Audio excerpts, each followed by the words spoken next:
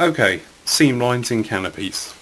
A lot of times you'll get, especially in Hasegawa and Tamiya kits, you'll get a seam line that runs right the way through the middle of the canopy.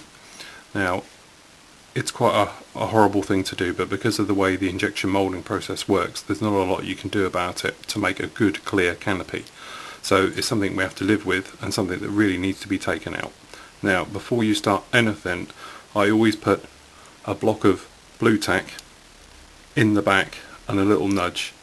Now the reason I do this is it strengthens the inside, because the amount of times I've snapped them doing this is quite unbelievable. I've done it lots of times on lots of canopies over the years, and I find if you put a block of blue tack just inside, just like that, it strengthens it and you can hold onto it tight and give it a good go.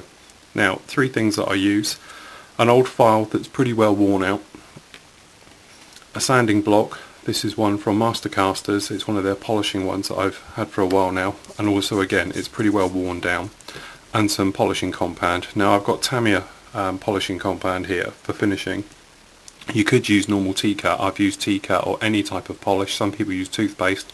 Never tried that, but you know, people say it works. Okay, once you're done, this is the quick way.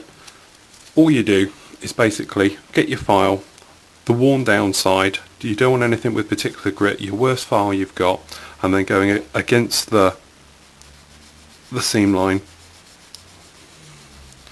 Just give it a rub, because you're just trying to take the top part of the seam out and to get rid of it.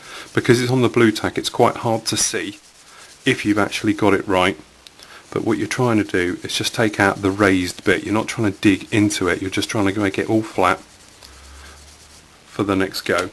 Okay, once that's done, you take your sanding one. This is a very fine one, it's the white one.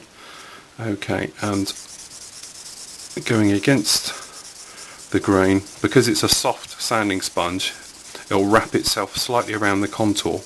Now I wet my finger, put a little bit of moisture across the top, and then we do circular motions,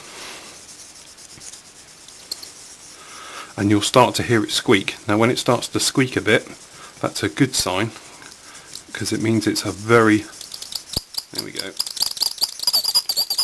like that. That's a good sign, which means it's a very shiny surface. If it was a rough surface, it wouldn't do it. Okay, then it's on with the compound.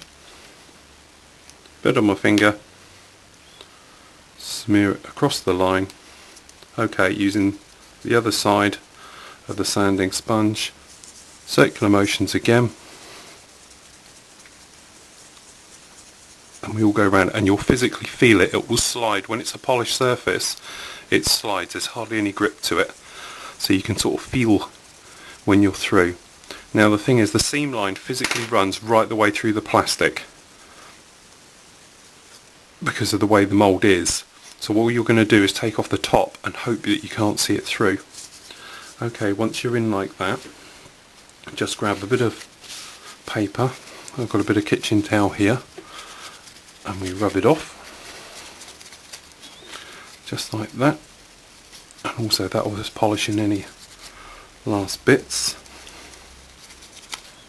Okay, and then you can just roll it out. Again, be careful when you do this, because you don't want to snap your canopy. And I hope you can see that, but it's done.